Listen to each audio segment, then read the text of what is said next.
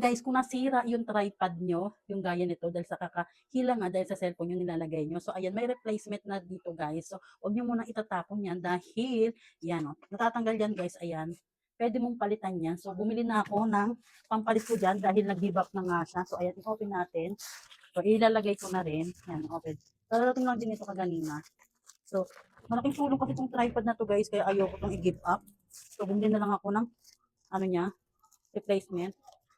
Diba? Ayan. Ayan, oh. Tapos ito yung isa. Ito yung nasira, di ba guys? Ayan.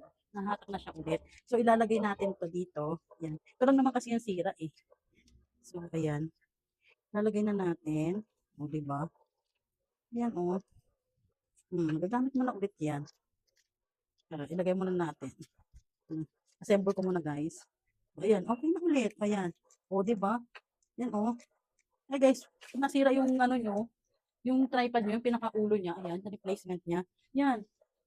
Diyan, andyan yan sa yellow basket. I-check nyo na lang. Napakamura lang yan. Nabili ko. O, diba? Mukhang bago na siya ulit. O, ito, nag-give up na siya. Kaya pwede na siyang itapon. Ito, diba? Ang bongga. Bago na ulit yung ulo ng aking tripod. Pero ito, magagamit pa naman. Kaya goods pa to. Diba? So guys, kung gusto nyo rin ng ganito at nasira yung pinaka-ulo ng ano nyo, tripod nyo, yan.